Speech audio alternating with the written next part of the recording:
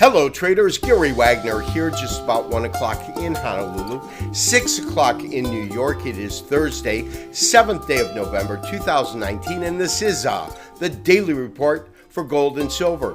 Positive news coming out of China and the United States regarding current negotiations in the ongoing trade war had a profound impact on the financial markets here in the United States.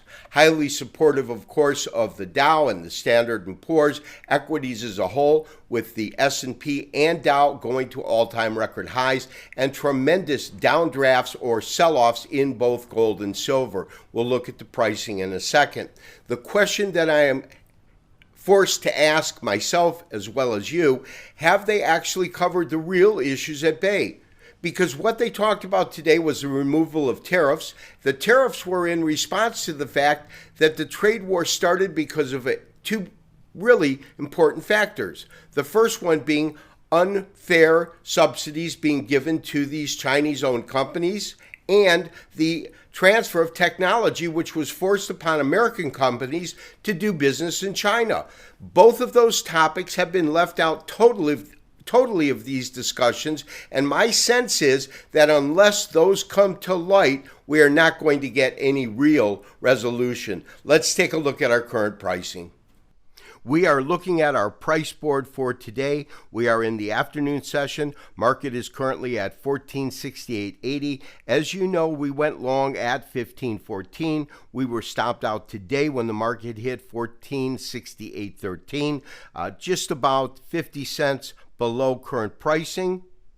While I am disappointed that we were stopped out and took a loss on the trade, and I understand that trading is a series of wins and losses, the bewilderment comes from the fact that this optimism came purely from the reduction of tariffs, and that was added to stave off the real issue, which was technology and subsidies by the Chinese. Neither of those issues have been raised or talked about, and those are the core issues that need to be resolved before this trade war ends. So I believe that this optimism was a little bit overdone. Nonetheless, facts are facts. Silver also took a pretty hard hit, actually down about 3% on the day, very, very close to $17 at $17.08.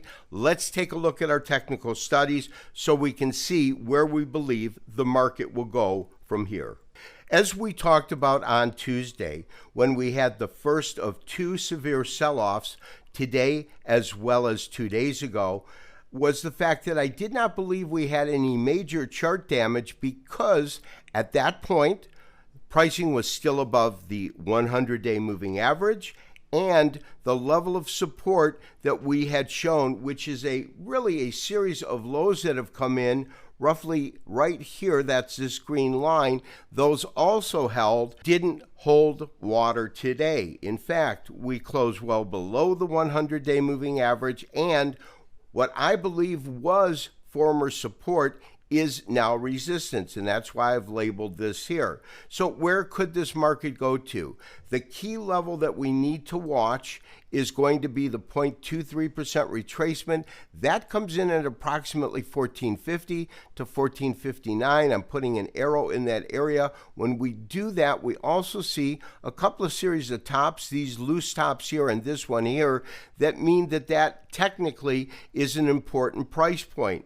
We know that this market is driven upon fundamentals, and depending on the news that comes out will determine when this market will find some support.